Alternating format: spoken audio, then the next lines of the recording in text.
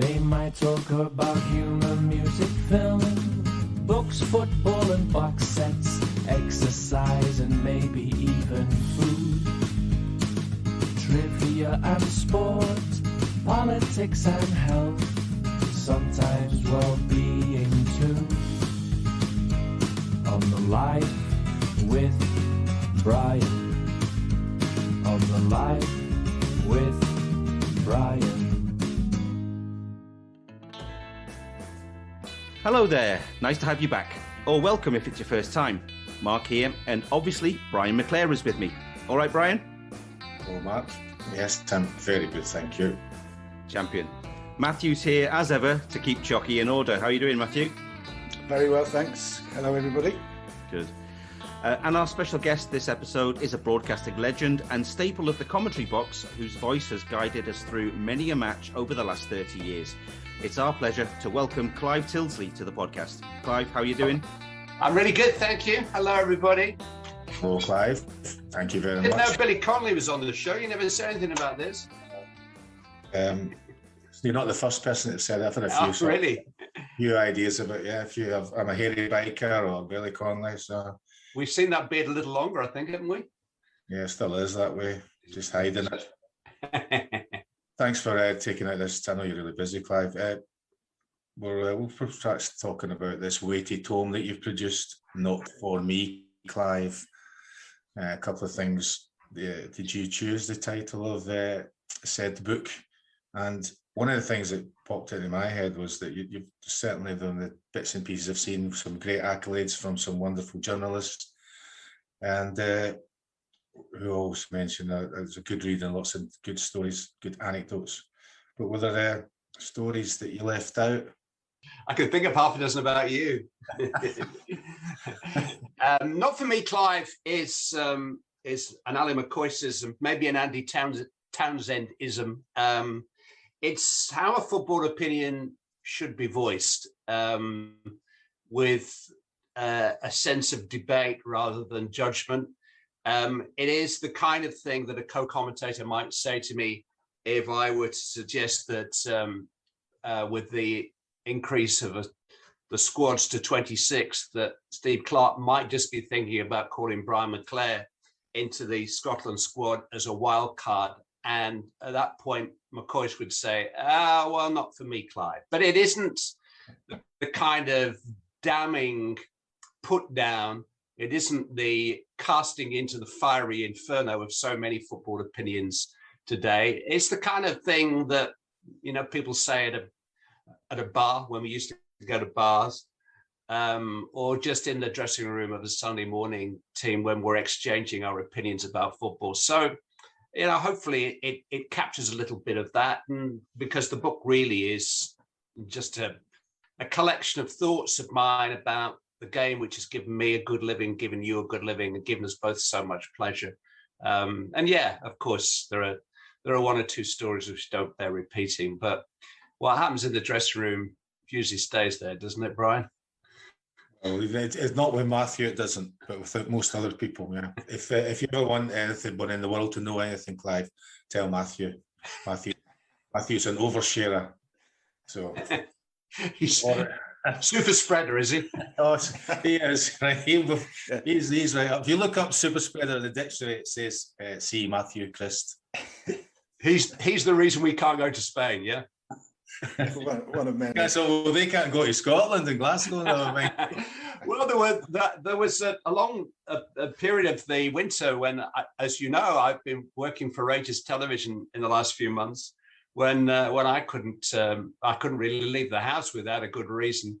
And I think you'd probably suggest that watching Rangers isn't a particularly good reason. Oh no, I'm quite happy to watch all forms of football, Clive. That's one of the things that's been brilliant about it. Right from the very beginning, from when the football first started again, I was watching German football, I was watching Italian football, and any kind of football. Now, it clearly, as we've seen in the last few games, is nowhere near good a product or good as entertainment it is when the supporters in. No, it's one of the things I kind of touched on in the book, because I was one of those privileged few who sat in empty stadia amidst the tumbleweed and the kind of Marie Celeste feeling of almost asking yourself, what is this that we're watching? Yeah, I mean, wonderful athletes, very talented technicians, performing competitively, performing for trophies, for promotion, relegation, performing for very, very decent salaries. But I think what we've seen in the last few weeks is a reminder of what was missing, quite apart from the fans that are still missing to a large degree, and the communion and the ability just to mix with people at a football stadium, which, even when we're given one of these special tickets to go and commentate in an empty stadium, we don't do a great deal of mixing. Everything's done with a mask on and so on and so forth until the red light comes on. But there was a bit of edge missing from football, I felt. And you look at probably Liverpool and Celtic in particular, who I think probably miss the fans more than any other clubs in the UK. And I'm not suggesting there should be an asterisk against anything won in the last 12 months, but I'm sure your view as a very passionate player is that there was 15-20% missing. One of the other things that I noticed, Clive, not only in the best spectator sport in the world, which is ours, is that I'm a keen follower of Test match, especially on the radio. I like to watch and listen to various other sports on different mediums. And what I noticed clearly for me was that it seemed to be a miss for the commentator. It wasn't the same. I didn't get the same impression that the commentators commentating the same way. You're there, do you get, but you must get the same kind of thing when you go into a stadium, it's full of people, or you're sitting there, maybe, I've sat next to press boxes and different things, and you can have little conversations at times when you're off mic, or you may well can be getting some kind of banter from people around about you, which can, I think, sometimes can inspire you. I felt that a lot of the commentators that I was listening to were kind of not so much bored, but kind of dumbed down a bit. Did you get that impression with it? Like, for example, in the cricket, there would be wickets in the cricket during lockdown where it would be like, did they mention that was a wicket there? Yeah. Whereas before it would be something that would be spoken about. The wickets seem to get glossed over, and they continue to tell the stories about whatever cake they were getting that day. I don't think the commentary should be the same, because I don't think that the nature of the sport, the soul of the sport, is the same without the fans. I actually did a little Instagram post about a year ago because I sneaked into the truck in the car park, the television truck in the car park, where the sound engineer sits with the fake crowd effects. And it is just a sound engineer with a little box with about 7 or 8 faders on. And these faders are actually labeled, including boos for bad refereeing decisions. So there was something kind of Orwellian about the fact that the decision as to whether a referee deserved a boo for a particular decision was in the hands of a sound engineer sitting outside in the car park. He or she had to make this judgment as to whether, this person would be damned for all time for pointing to the spot or not. And we did have a lot of instances of that commentator's nightmare when the ball nestles in the side netting and you think for half a second that it's gone in, and sure enough, the poor sound engineer's gone with a big yeah, and then you realize it's a goal kick, which actually is quite realistic, because it does happen in the stadium sometimes. And but what you didn't have was all the other fans going bah immediately after it. So there was nothing natural about it from my point of view, and I think it was important to try and reflect that. And actually, having mentioned Lord McCoy of Loch Lomond there a moment ago, who will be my running mate for much of these European finals, and I'm blessed in that sense because he is just the most wonderful company. But I did say in the book that I think his approach to commentary, co-commentary, has really struck a note with a lot of viewers and listeners in the last 6 months, because he has managed to find that balance that Jurgen Klopp referred to when he called football the most important of the less important things. And I do think that, no names, some of the commentary has got a little kind of too serious, a little, isn't it wonderful that the Premier League have managed to get all these games on and so on and so forth. It's been a little simpering. And I don't think the public saw it that way. I think the public saw it for what it was. It was an attempt to keep things going. It was, I think, from a political point of view, it was good for those in government to have something that was still happening to occupy people's times. It was good for the economy of the game that the television money was still rolling in. It has been a fabulous distraction during a very difficult time, but it hasn't been football as you and I know it. And I think Coisty has got that, and that's why I think he's so popular at the moment. As a fellow greybeard, do all commentators have to be so young? Well, I'm not all that young, it would have to be said. I'm very close to my 30th birthday. So obviously, by that measure, my days are limited. In fact, I'm older than that, aren't I? Yes, I am a lot older than that. And it would appear one or two decisions that have been taken in the last year that my days may be limited in the eyes of some. I'm a great believer, not just in terms of commentary, but in terms of living life, that experience counts for a lot, as long as, with one proviso, and that is that you don't grow blinkers. I think there are a number of people of, dare I say, our generation, Brian, who have drawn a line under whatever 1979 or 1985 and decided that nothing that has happened on the planet since then has been any good, and that they want to go back to. I am not one of those people. I've never been happier than I am in 2021. There isn't everything about the 21st century world that I like. And certainly one or two things that I grew up with, I'd like to see reintroduced. But I do think that as long as you keep the blinkers off, as long as you listen to your kids, and our kids are in their late 20s, and they're amongst our best friends in the world. So they're a good touchstone for what people of that age are thinking.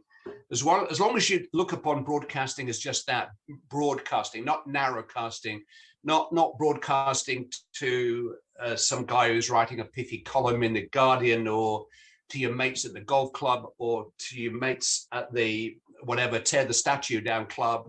As long as you're not just broadcasting, speaking to your own Twitter feed, which is the challenge really when you've got 20 million viewers, then I think that the experience that you garner from having been on the planet for a little longer than some is actually a massive plus. I've seen your eulogy on Twitter, which was I thought was very good, with particularly the point you're making that the sport seems to be justifying social media, in that what the thing occurred to me, and it only kind of occurred to me the other day, is if you're doing commentary, or anybody else is doing, or somebody's co-commentary, then your opinion isn't allowed. It's kind of disavowed, isn't it? It's part of the things. But you can almost use social media to, well, you can. So, for example, you could set up a false account under a different name and use that Twitter message to make the comment that you want to make, although it's not you. So you may well be commentating on the England game, and I know that Gareth Southgate's a friend of yours. But somebody might want to make a point about that they don't like his apparel, they don't like his hairstyle, they don't like his beard, and just pluck something from social media to justify that, because it's it could be, most of the things I think on social media are made up anyway, and it's a platform for people to vent their spleen, really, which is understandable. Well, I think, my view on that, and I do refer to kind of the main mentor in my professional life was a boxing commentator, Reg Guttridge. I didn't ask him to mentor me. He sort of just decided he was going to do it one day. He took a shine to me. It was cruel to be kind at times. It was tough love. He was very, very critical. But he was a journalist, essentially. He was a print journalist before he became a broadcaster. And that probably was the biggest message that he gave me, which was applying journalism to what we do, and applying editorial judgment. And editorial judgment is about authenticating the opinions that you call upon. And the whole idea of the commentator, co-commentator relationship is that the person sitting next to me should be somebody who's been across the white line, been down to the floor of the Colosseum and fought the lions, and can come back and tell the rest of us who will never go there what it's like. And we don't have to agree with that person, but we we've got to respect the fact that they have some insight, and some footballers know more about how they did what they did than others, and so some are able to communicate better than others.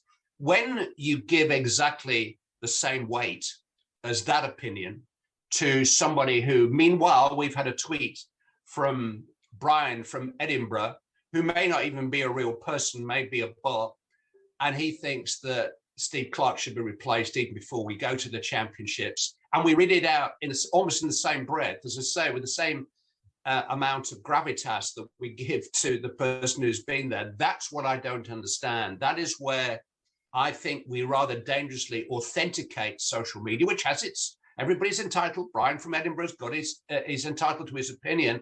And if I want to follow him on Twitter, then I can read that opinion every single day. But I don't need that opinion introducing, not on my watch anyway, when I'm trying to get to the bottom of, maybe a weightier issue, like the lifting of the restrictions in the current climate. I want to hear from scientists. I want to hear from economists. I want to hear, from politicians. Yes, I want to draw on public opinion and examples of people who are really suffering in lockdown and so on. But I want a balanced picture. And my job as a broadcaster, as a communicator, as a broadcast journalist, is to try to gather all that information, weight it, sift it, and then present it as some kind of balanced overview. I'm not sure that social media provides any kind of balanced overview. A very wise person once told me that opinions are like assholes. Everyone has one, but it's not always a good idea to air them in public. Well, I mean, it's becoming less and less of a good idea if you have any kind of public profile, which is a shame, because that kind of scrutiny that is placed upon people when they open their mouths now comes with a jeopardy if you have any kind of public position or persona to try to maintain and, in this case, protect. And I'd hopefully take responsibility for any opinions that I voice. I hopefully make sure that they're not insensitive, that they're certainly not going to offend anybody. It's not always easy to do that, but it's that is part of our responsibility, and I totally accept that responsibility. But I mean, if you see the instance of the young England bowler this week, now what he tweeted 8-9 years ago was abusive, and he has been the first person to hold his hand up and accept that and apologize for that. What happened to forgiveness? I mean, he's clearly contrite. This is not just some guy who's dismissing something that he did 8-9 years ago as being unimportant. He realizes that it was important. He feels as if he's a different person now. We all change. I've seen about 5 different statements. England have put out a statement. Sussex have put out a statement. He's put out a statement. The people who drafted the statements have put out statements. I think that most people would say, on you go, Robbo, just bowl some more New Zealanders out and everything will be fine. But we turned it into a production about something which happened a long time ago, for which he's very, very sorry, and which I hope that most decent people would say, don't worry, mate, I was 19 once. Well, I think that's very pertinent, and it would be great that if young people at that age now could who have aspirations to be involved in sport or in any other public life, that these things are there forever now. And unlike the things that happened when we were younger, we may have had conversations with people, maybe said 1 or 2 things, but there is no record of any of this stuff. And when I was 17, I knew everything, and it wasn't now that I'm, as I say, a greybeard, I realised that I knew absolutely nothing. Which is great. That's if the planet's not turning if it doesn't affect us during the course of our lives, which is a little bit. I really don't feel as if I'm sort of battling against ageism. I think there was a big decision taken by ITV last year to replace me as the lead commentator. That's fine. I mean, I didn't like it, didn't agree with it. It took me a little while to get over it, but now I accepted it. We are all a matter of opinion, and I don't think it was specifically because of my age. So I'm not now campaigning on behalf of, you know, people with a little bit of grey hair, or in Mark's case, no hair at all. That's not what I'm doing. I just think that we've got to be careful before we judge anybody, because we are revisionist by nature as human beings. With, you know, things come along in our lives, marriages, children, jobs, that change our minds on things, change our perspective, change our view, change our sense of responsibility. And what I don't get is some young people, and I think it's been a really difficult year for young people, by the way, but some younger people than me who are absolutely so certain and so judgmental about anything and everything. This has been the most uncertain year that any of us have ever spent on the planet. And that there are people out there who I've never met who are absolutely sure about me and about you and about everything else. Well, what I'm trying to say in the book is, fine, okay, I'll listen to that. But if I can give you any kind of insight through having been around for a little longer than you, you may just change your mind, and you may just actually be seeking some kind of forgiveness for your views in 9 years' time, as this you know, cricketer has had to do this week. Have you ever considered coming off social media, Clive? 'Cause I mean, really, having read the book, you know, there's a couple of occasions you mentioned you've been pilloried for various things, and you've received abuse, and you know, I just wonder, somebody in your position, whether you actually think it's worth it, whether you really need to use it. I'm not particularly active. If I'm honest, I'm more active when I'm trying to promote something than I am if I've got an opinion. The number of times that I might pick up my phone as I'm watching a match and think, nah, what's the point? It certainly outnumbers the number of times where I'll actually tweet an opinion of any kind. What I feel about protection from the vices of social media is this, really. I'm a lucky boy. Not only have I got the job that I always wanted, but I'm surrounded by love, you know, loving wife, loving family. I have a certain amount of financial security, a certain level. I have all my faculties as things stand. So I have a security in my life which doesn't belong to a lot of people. So I feel less vulnerable. I think I can put Twitter in its place in my life. It might wind me up from time to time. But it really isn't. It's not a canvassed opinion poll. I see it for what it is, which is what part of the reason that I get upset when my business authenticates it in the way. So I'm pretty insulated against, you know, what may come my way on Twitter, unless it's an attempt to take my job off me, unless it's an attempt to accuse me of something which I really don't think that I'm guilty of. And then, yeah, well, you know, you find yourself in the midst of a Twitter storm, and you have to try to ride it out. And that's happened to me once or twice in the course of my career. The people that I think, and if this sounds in any way condescending, it's not meant to be. It's meant to be sympathetic. There are people, single parents, who are living in a 15-floor flat with a child that they love, but a child that doesn't give them any sleep, where their income isn't great, where that tablet, that phone, that access to the rest of the world, particularly in the last years, has often been by social media. That they need protection from what they may read and be affected by on there. I don't feel, certainly at this point, as if I'm in need of that kind of protection. I can kind of take it or leave it. But if it becomes such a big part of your life, then, you know, I think there are inherent dangers which the social media platform providers have got to take a bit more responsibly. Mclaren's on mark!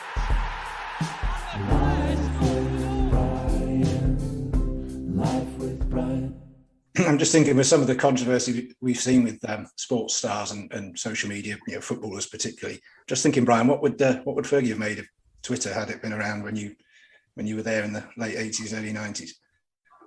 Well, Alex Ferguson created this idea that that it was a siege mentality. You know, that he was saying that, well, you know, if you're just talking about the media, really, that, you know, you hear that there's no there's a particular battle, but you don't get involved in any particular battles because all that's important is what's happened within the walls of the training ground, or the walls of the dressing room, or in the stadium.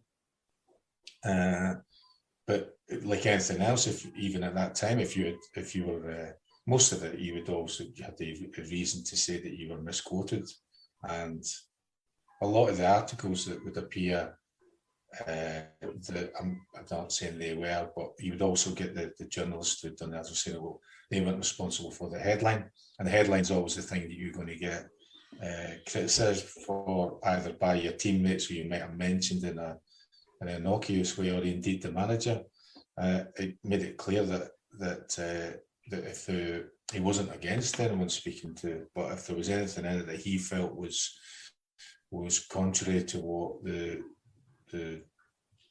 idea of what he had with regards to football and the football club, and indeed your teammates or any staff, for example, you would be dealt with severely, and that would normally, well, in the first instance, and you got to recognise quite early on that he was the only person you had to please. Now he has really your whole life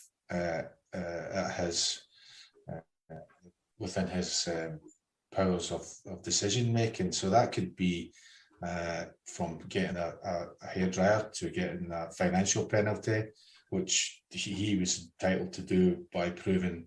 And it's very difficult because he was a wonderful, I'll call him a pavement psychologist. So as soon as he mentioned something, you knew, as soon as you get called to the office, you knew you were guilty of something almost, and you were in, or you were going to be accused of something. You were there to protect, you were there to answer whatever grievance or whatever accusation was going to be made.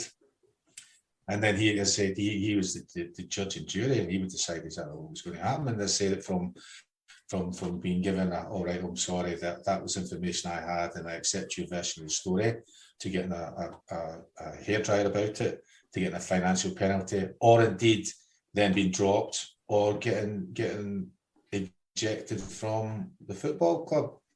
So when you've got those situations, it kind of tempers your view, well, certainly my view, and that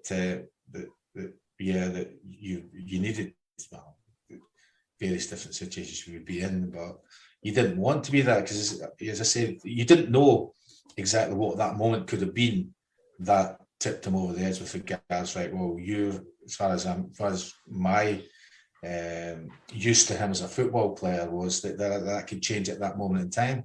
And I think he's done that over the long period of time, whether that's traveling through that journey of radio, television, print, all the way through social media. And he developed and changed it as he went all the way through that, and they deal with lots of different players from lots of different places and different cultures. But for me, and even now, I would be very reticent about saying anything about him, at all. It was and I thought might be upsetting for him. And then something that has happened with regards to you, Clive, I believe you've actually been more blessed than me, than that you've actually performed, well, not saying necessarily performed, you've knocked some snooker balls right on his hallowed. Because I've never, 25 years of or even longer than I've had a relationship with a guy, I've never been inside that room. So you've got one over. Yeah, he didn't invite me. I had a really good professional relationship with Ceramic. I say had. I've only been to him once in recent times, and he was great. We picked up pretty much where we left off, which is part of the measure of the man. I was fortunate when I took over as the senior commentator that my predecessor, the late great Brian Moore, also had a very good relationship, trusting relationship with him. And in a way, I don't know if Brian spoke on my behalf, but I think I inherited that to a degree. But perhaps more importantly, I worked with Jason at Granada, one of his sons. And Jason was actually, for a while, the voice in my ear, the director of the pictures of the match, the most important person at an outside broadcast. So after one of those games, I was invited back to I mean, he's lived in that house for years and years and years. And he moved after you were there. Yeah, I stayed overnight. I won't say where it is, but yeah, I did stay overnight. And he came in rather gruffly, and I think he was off to watch the highlights. And we thought probably best to go watch them with him, just in case I'd said something or Jason had done something. But I mean, the book is framed around chapter headings, which are famous people, one of whom is Fergie. But that chapter, as with the other chapters, is not specifically about him. It's not just a compendium of Fergie tales. It's that chapter really is about power, about somebody in a position of power, trying to maintain and sustain that power in order for him or her to do the job to the best of in their way. And I think the model of that you lived through is very unusual in 21st century football. It's very rare, certainly for the team manager, to have that kind of power inside in the football club. But it was key to the way that Sir Alec managed you, and indeed managed me as an outsider who came occasionally into his life, because I knew that if I broke the unwritten law, whatever it was, that I'd be banned. I'd be banned from Old Trafford. I wouldn't be able to work on Manchester United games. He had the power to do that. I mean, he kicked the BBC out over. Well, we can all barely remember what it was about. It lasted about 8-9 years, didn't he? Wouldn't do an interview with the BBC against all the the agreements that they'd made, all the contracts that they had with the Premier League and therefore Manchester United. But he had the power to do that, and you had to respect that if you wanted to work in his realm. Well, that's because it transgressed one of those things that you mentioned there, that they criticised a member of his family. Absolutely. It was unfair and unjust. And when he makes up his mind about a certain thing, then it sticks to it. Yeah, I've got a list in the book, and we all know who they were. That I mean, from Mrs. B. I mean, he quite liked David. I mean, I was there as indeed you were when really, I mean, great's an overused word in football, but Steve Bruce and Mark Hughes had great careers at Manchester United. They were ended. Lee Sharp's was pretty much ended in a way. Yat Stam's was ended, and he even admitted 7 or 8 years later he got that one wrong. But when one of my very best friends in the world, who none of the viewers would know, who had an extraordinarily close relationship, and they didn't even fall out, but something happened, around Rock of Gibraltar, whereby he was given an ultimatum, basically choose, do you want to stay with me or do you want to be with them? And that comes from the power that he managed to generate, and indeed not just generate, but he took responsibility for, and the club and everybody around him was successful as a result of the power that he had. So that power genuinely was authenticated, and so why would anybody challenge it at any stage? You mentioned in the book, Clive, you had two Roller Kings apparently that you mentioned. One of which was a game at Halifax, which you played in, Brian, and scored, didn't you? I mean, I'm just wondering whether it was anything when you talk about playing, Matthew, I was on the pitch. Well, what surprised they stunk the place out that night. I was just wondering whether it was Brian's performance. I don't remember. I remember lots of. I think I remember more poor games than I do remember supposedly good games, and that was like, oh dear, yeah. So it was your fault that Clive got a tongue lashing from Fergie, was that? Oh, well, cool, yeah, because we were not doing what we're supposed to be doing. I think it was my first experience of playing in a lower league team in England, and I think I kind of got to be naive, get the impression because of the status that Halifax were in, where they were, that it wouldn't be that difficult. Whereas the golf wasn't maybe as it was now, and they did very well. They had a good game plan, and they played as everybody did do in my time at Manchester United, lift their game as if it was the only game that they were ever going to play in their career, and they played very well and defended very well, got a goal and got something to defend, and as Clive put so well. Stink was probably a good thing to say about the performance. We ended up managing to win the game late on, but it was a real struggle. It was a two-legged game too, so in a sense that there was a second leg to come at Old Trafford, so you had that extra insurance policy. But I think very often you got it when you guys underperformed. Obviously, I mean that it was his annoyance with you and possibly with himself for some decision that he'd taken prior to the game, which then evidenced itself. But Sir Alec was absolutely brilliant at using the opportunity. He was almost a journalist in his own right. There's an episode in the book where you got a hiding at Main Road once. Not my debut game. This was I think it might have been the Sean Goater game, and 2004. It was live on Sky, and I was doing the highlights edits. So I came down from having commentated the whole game, but I was second in the queue for the interviews. It was Kevin Keegan's Manchester City, because Claire Tomlinson was in the tunnel, ready to do the live interviews. And as I recount in the book, she said to me, if Fergie comes out, you can have him first, because we're waiting for Kevin. And I say, yeah, and now I know how a crash test dummy feels, before the car accelerates. And sure enough, he came out. And I don't know if you remember, Brian, when he was angry, he used to have to clear his throat all the time. It was, and he knew what was kind of coming. And so I asked the question. All I was looking for was 30 seconds for the highlights, really. I wasn't looking for a long discussion on why you'd lost the game. I just needed that soundbite. And he knew that. And I could have asked him, what's the capital of Ecuador? And he would have provided the same answer. He knew exactly what he wanted to say. And it was pretty much 30, 40 seconds in duration. It was about how he wished he could bring the fans into the dressing room to tell the players how much a derby defeat meant to them.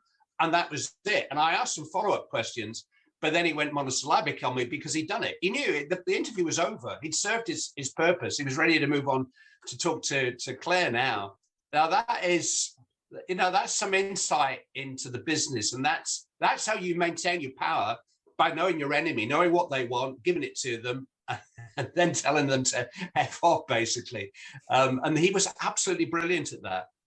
See, that was when I used to, when I was reading books, I still prefer to read the only kind of books I read, non-fiction, and I'll read books like yourself, sort of relevant to things that I'm interested in.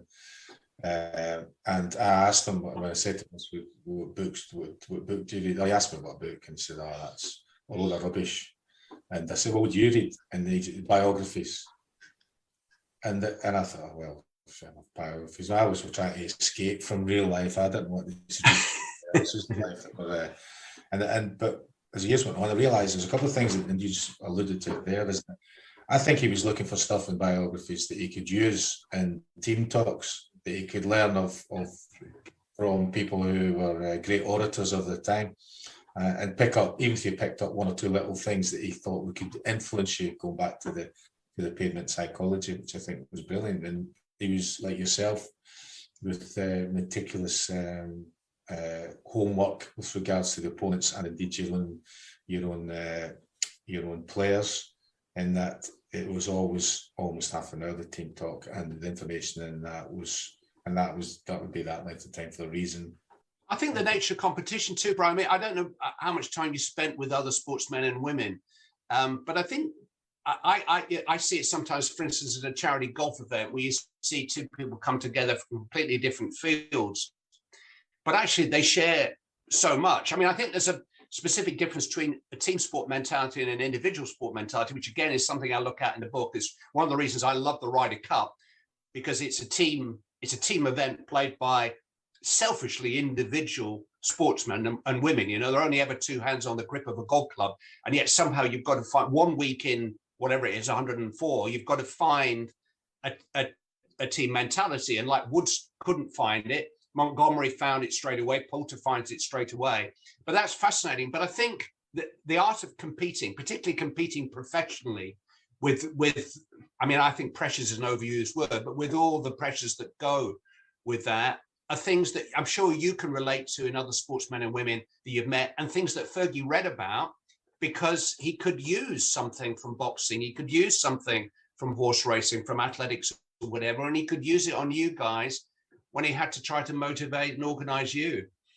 Yeah, well, that's absolutely right, because one of my favourites was that he would come into the dressing room and he would point to different teammates and say, you should be glad he's playing today, you should be glad he's playing today, you should be glad he's playing today, you should be glad he's playing today. And you'd feel like, oh, yeah, particularly if you were the one that he pointed to. So we maybe point to 2 or 3, so the other 7 were like, oh, yeah, you're right, we are glad that in years. And he didn't do that every game. He can't do it every single occasion, but there would be occasions where he would do that. And you did feel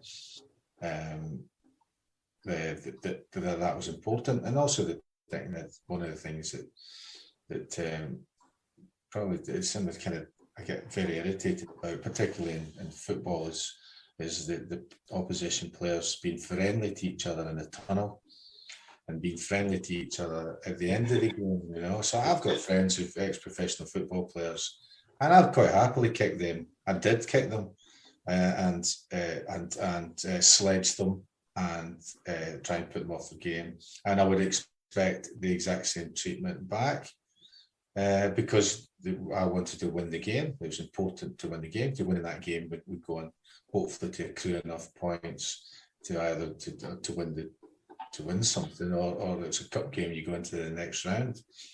Now, teammates or international teammates or even friends within the game, embracing, and I'm not supposed to have a social distance, but actually embracing at the end of the game, irritates me because I would be expecting the same. I'm conditioned to expect a row for behaving like that in front of the crowd or the greater, well, now it's worldwide. I would expect to be the first one to get in that dressing room and get a strip told off me because of my actions and his view of what that was portraying, and that'll never leave me. The winning thing is something. It's the same thing. I think that Alex Ferguson chose players he really thought were winners and also were lucky, whatever that means. I think we get, because of the TV cameras, because of the extent of the coverage, we get more. There was a time when actually just to peep inside the tunnel before the players came out was, it was almost like catching somebody in the loo. It's kind of, oh, I shouldn't be seeing this. But of course now it is part of the routine, almost the theatre of a live television match. And we think back famously to those, Roy Keane against Arsenal in the tunnel, and that, I mean, that in itself was a wonderful piece of theatre. But it was kind of new to see that. I mean, those old tunnels at most grounds, there were only really ever room for about 2 people. The one at Highbury was an absolute classic. That's where you had a fight. It wasn't where you shook hands with people. That's where you had a rock. And I think, I think that sort of game face mentality was very important. You had to kind of almost lay down a marker beforehand. And did you ever play against a former club? I mean, I don't know whether that's difficult to go back to a ground, a stadium, and play against a whole team of players that you knew, maybe the first year after a move. Did you ever have to experience that? Yeah, I did do that, but I'm saying it's exactly the same thing. You became part of that unit you were playing for. You put that strip on, and that other strip, and that other person on the opposite side of you at that moment is not your friend; he's your enemy. You know, and I love the analogy from the '60s where the players were told that person next to you is trying to steal your bonus. You know, because in those days, and even in my time, a bonus was exactly as it said. It was something extra above that was worth. It was considerable in the terms of remuneration, but use that kind of thing to say, and that's where it was. Do you think that was cruel? Looking back now, I think there's a better level of pastoral care in the game, and I think probably I think there were probably guys that fell by the wayside in the era that you played, who maybe did need a little bit of different kind of help than they were offered in the team environment of the day. But I mean, still a team is still only as strong as your weakest link. And I think I say in the book, Fergie's approach to the weak link was to sever it, to get rid of it, rather than try to comfort it, nurture it, grow it back into the team unit. You almost like couldn't afford to play a single game with somebody who you couldn't rely on. I wonder whether there's a different approach and whether it's a better approach in the modern day dressing room. I think there was still a lot more going on there. It might have appeared that what you said happened. I mean, the severing. I think the severing would have been the final act. I think that would, for what was available at the time, there was plenty of help, and the manager did is in his own way, and always will, and that's why I think that people are still with his whole ethos was to do with trust, loyalty, and respect, and I think that people have had loads of benefit from that. Post, I think he, in his own way, cared about everybody that he had under his wing, whether that was a player or members of staff. And there's loads and loads of great stories that people will never find out about the things that he did and how he helped people. And I think that was, as I say, that would be the end thing. Now, I think you've got to welcome all the opportunities for any people, but well, if it's relevant, what we'll talk about, the opportunity to be able to speak about things that you were maybe unable to talk about then, or maybe not even was recognised, because coming from a different background in different decades, you were also guided by how you were brought up with regards to how you should behave and what was a sense of weakness and what wasn't a sense of weakness, and now, quite clearly, you should be able to speak out if you have got a problem about, no matter what it is, and be able to get some assistance, and sometimes even with which has happened and now is that to be taken out of that maelstrom, that environment that may well be at that particular point be troublesome for you, and then be allowed to go back in. I know there's probably been more cases of those instances with people involved in cricket who still go on tours that last for a long period of time. Those are things that I can empathise with, being away from home for some far away, and living. They actually do live in a bubble now because of the circumstances. But when you're away, it's like a bubble. You're all there together for that period of time, and it's not always easy. That's not always easy for people to survive, I suppose. Yeah, I mean, I must admit, I like the 21st century approach to teamwork in all spheres. It's one of the reasons that I hate Dragon's Den and The Office with a not The Office. What's the sugar one? The Apprentice, because the whole sugar thing is almost dated in the era that we're alluding to, where you've got to be tough and hard and ruthless and you've got to win contracts at the expense of the next guy. You've got to get this job and make him look stupid in order to impress me. I don't think it's like that. I don't think it's like that out there well, hopefully office life will return very soon. I think you've got to get on with people. I think you've got to understand people. I think good bosses now are kind of warmer, more generous people, people who are more understanding, more sympathetic to difficulties that may be happening outside the office. And I think probably the 21st century football dressing room is a little bit more like that now. Life with Brian, life with Brian, life with Brian.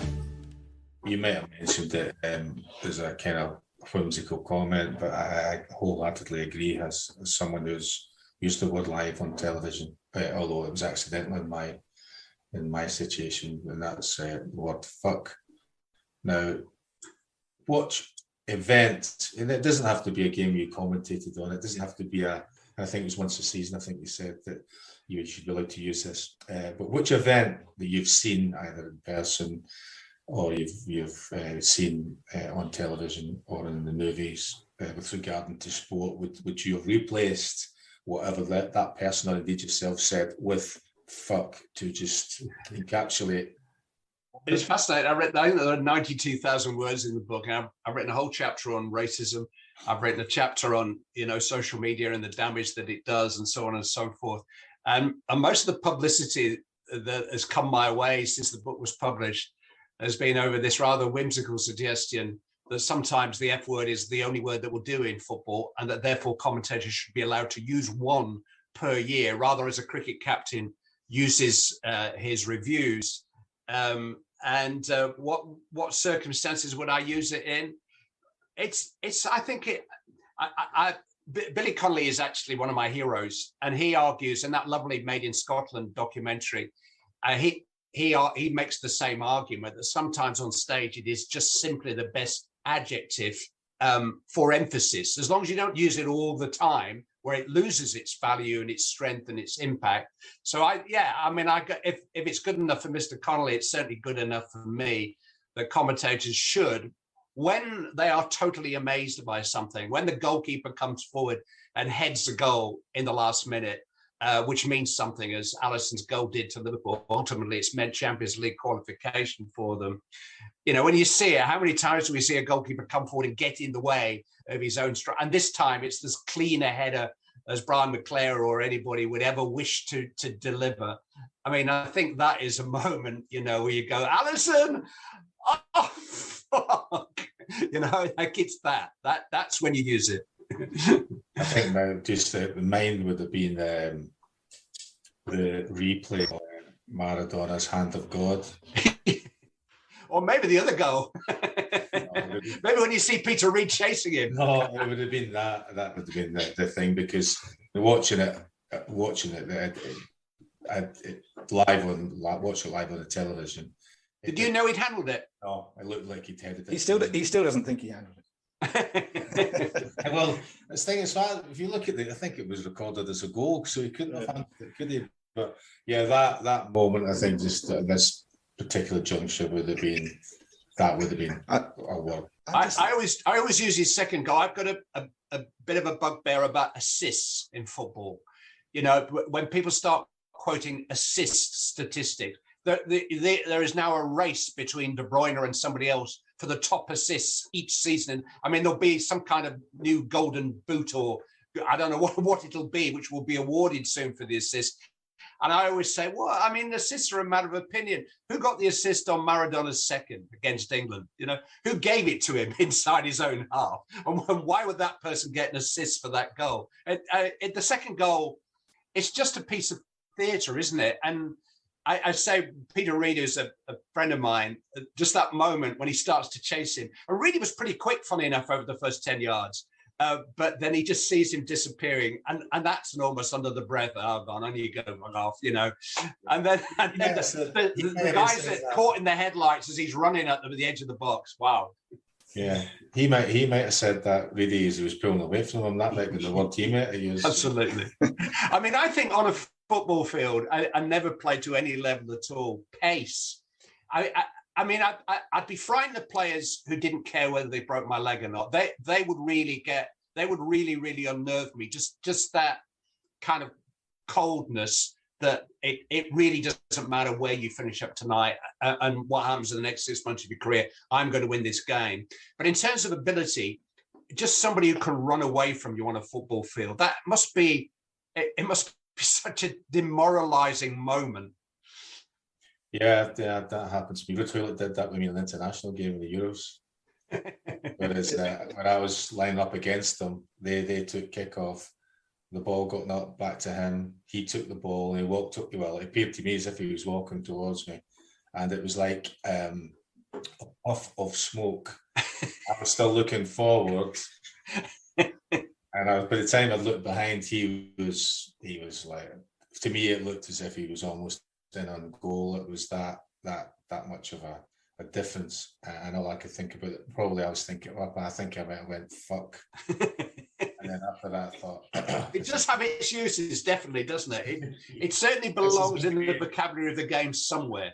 It's going to be a tough day. So, yeah, pace, people with pace at times. But, well, I mean, all probably, yeah, pace and some lots of ability, So there's a debate, isn't there, about about Ronaldo, whether he's the greatest player in the world at this present time, but Ronaldo's pace has always been one of his major assets.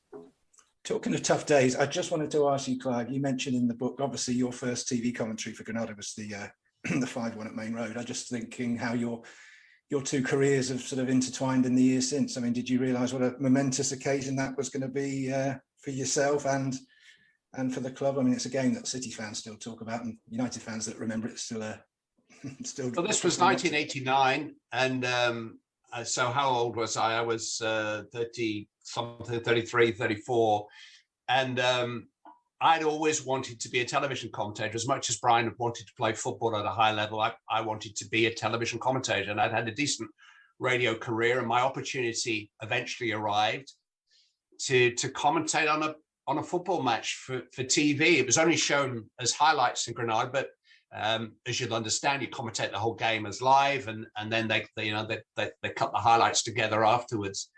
And having waited all this time, and what a match to start with, there was a rock in the Platt Lane end after about 5-6 minutes. Some United fans had got in there, and the referee, who I think was Neil Midgley, took the two teams off the field.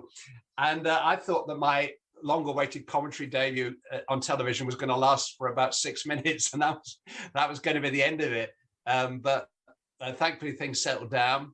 They came back on. Brian straightened his headband, and Manchester City ran riot, won 5-1.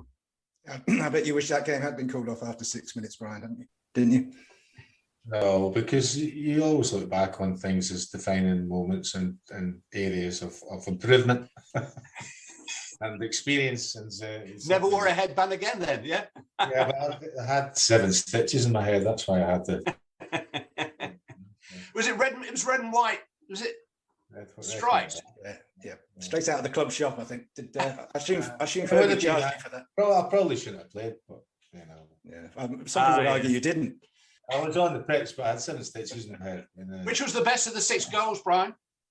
Well, the Sparkies, obviously. I haven't said that. All of their goals. I mean, people talk about football as a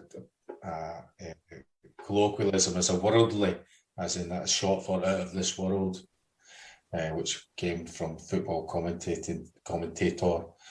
So the worldly would be, and I think that's all of City's goals could have been in all 6 goals. I think that category. You know, I'm not sure that the goalkeepers would goalkeepers union would agree with that, but yeah, there were some incredible goals. I think in that. You've always been known for your diligence, and particularly with regards to your homework, which you've gone on to do now with regards to your job and one of your other jobs in the summer. However, have you done your homework with regards to your uncle Davy Russell, who won a trophy as a player? Well, I mean, I refer to Uncle Dave Russell because when I came home from the nursing home in Radcliffe, my mum was accompanied by the wife of the Bury manager, Gladys Russell. We shared a semi-detached building with the manager of Bury, so I was kind of inside the game from the moment I arrived in the world. My Uncle Dave was nice to me when they'd won, and not quite went a little bit quiet when they lost. He, as you're alluding to, was a Scot from the Dundee area. Is this a quiz question as to what trophy he won? He won something. Which team? In 1948, I think it was. Well, I guess one of the Dundee clubs he played for, but I would be guessing, is it a Scottish Cup? Yeah, he won the Scottish Cup. Did he? Good.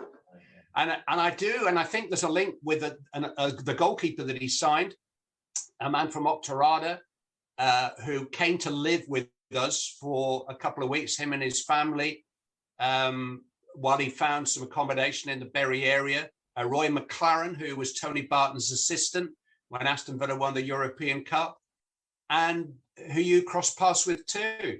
Yeah, Roy was when I was at Villa, Ron Saunders was the manager, but Roy had the same position. What I remember about Roy was the as an apprentice, then you had various different jobs to do. And he would, I don't know why he was given the task of checking the jobs, whether he was the one that had to be, maybe it was because that he was to be the bad cop at times. So maybe that's why that was his role.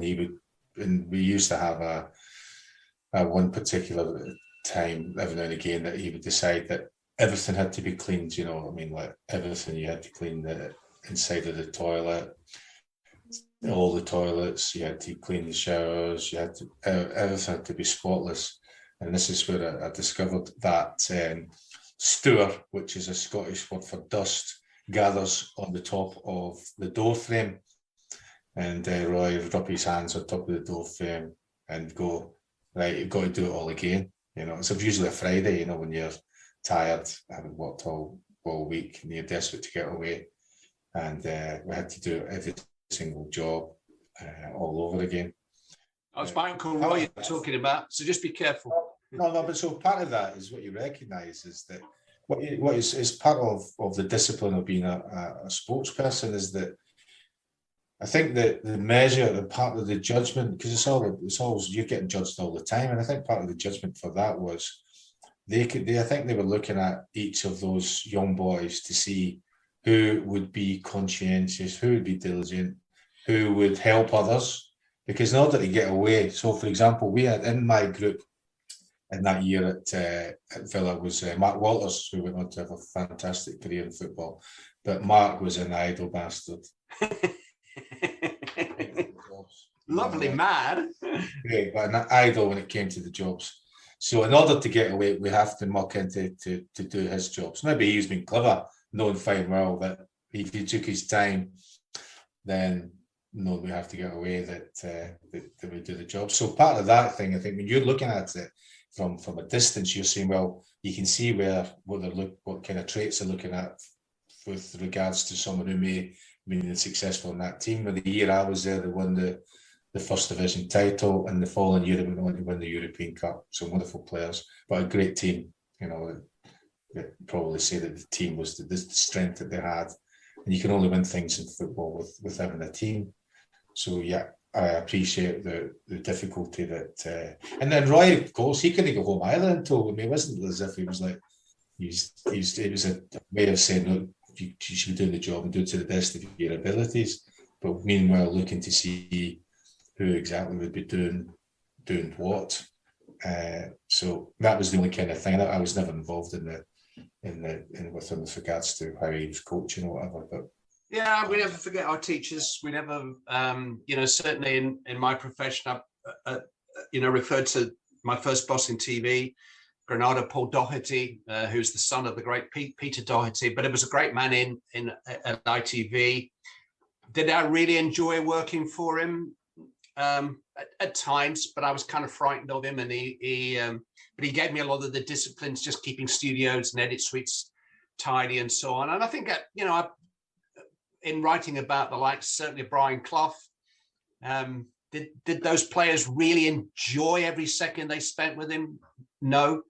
I know you could probably say the same of Stralick, but ultimately your appreciation of them probably comes in later years when you accept and recognize what they saw in you, what they respected in you, what they were prepared to live with in the more difficult moments about you, and what they brought out of you. And that's management. And I think it's probably still the same today. I'm sure that, the guys like Klopp and Tuchel have got the same kind of eye for character, personality, how you can get the very most out of an individual within the framework of the team. And that is, I think, one of the areas that you can learn so much from these great managers that Brian and I have been fortunate enough to be around.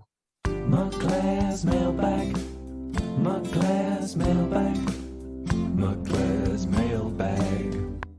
Here we go again. It's time for Mclaren's mailbag. So Matthew, read out the questions, please. Yep. Okay, the first one here is from Lone Star Trader, and they want to know why you surrendered the number 9 shirt to Andy Cole at Manchester United in 1996, Brian. Well, I didn't surrender it. I didn't really have an option. Sir Alex well, Fergie had decided that Andy, well, he'd gone through, when he first came, he found it difficult to find form, and part of I think the psychology with or part of the pastoral care was that he must have decided that the number would have been important to him. I don't know. I don't think it wasn't. It was nothing to do with the desires of Andrew Colwell. I think that was a decision that Alex Ferguson felt would give him a boost. And I suppose it's again a backhanded slap to me. Note that I suppose I would be a team player and accept that there was no need. He probably knew that I wasn't precious about the numbers. It was something that had become part of the game because of the rule change, that there became squad numbers when I think it was when the Premier League started. I think that was one of the situations, squad numbers and the names on the shirt, as far as I can recall. Maybe wrong about that, but yeah, I think it was to give Andy a boost, and that worked because it. Well, I'm not saying that was the only reason, but it certainly worked, and it allowed me to choose a number. He wasn't very keen in my first choice of numbers, so which is there for my storytelling when I'm doing after dinner stuff.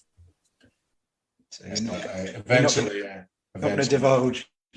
It allowed me to pick number 13. Which and then he slammed the phone down, and that was it. Never to be mentioned again. Fair enough. Okay, thanks to Lone Star Trader for that one. And Ryan Coyle, he's sent in another question, and he says, "You've been known to have left-leaning politics, which anyone who listens to this show, I think, will agree. Did you have any teammates that had polar opposite views that caused difficulties between you two?" And he says in brackets, no need to name names, but I don't think. There wasn't any difficulties with regards to those. When you're in a group of people, you're always going to have views about everything. That kind of situation with regards to that, I had nearly opposite views, of very different views from almost all of my teammates, particularly at club level. It was different, of course, when I was with John Cahoon and Pat Nevin, who'd shared interests and shared views on several things, but a lot of the other ones, particularly to do with politics, would have been a different view of what mine were, but it allowed me to get some kind of entertainment out of it. I like to every day to be entertained. I like every day to try and find a way of getting a laugh. And a lot of the stuff I would start off a debate or a discussion or an argument, and always have something ready to sort of throw in as an explosive comment most of the time. But yeah, you found that. What I found really was that that it was all down to the political view.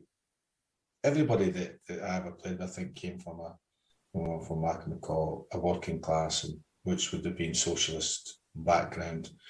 And I think that changed because of the perceived pound note in your pocket, despite me trying to point out that actually you might have more in your pocket, but that pound doesn't go so far because you're getting taxed in a different way, but that was never accepted, so and it never caused difficulties. It caused mainly more amusement for me, sometimes disappointment, but it was, you knew that the most important part with regards to your teammates was the idea that if there was a difficult situation, that they would be at your shoulder, and that's another strength of Fergie's choice of person and player.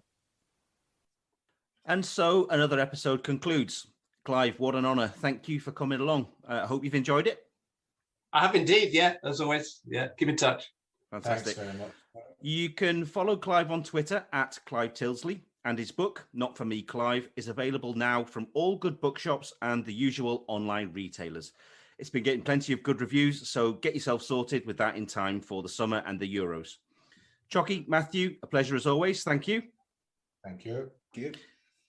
Finally, thanks to you out there for tuning in. We'll be back very soon, so don't forget to hit subscribe on your chosen podcast platform if you haven't done so already, and say hello on Twitter at Brian McClare Pod.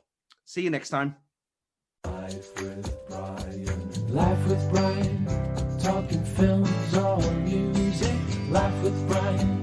Talking TV and food. Life with Brian.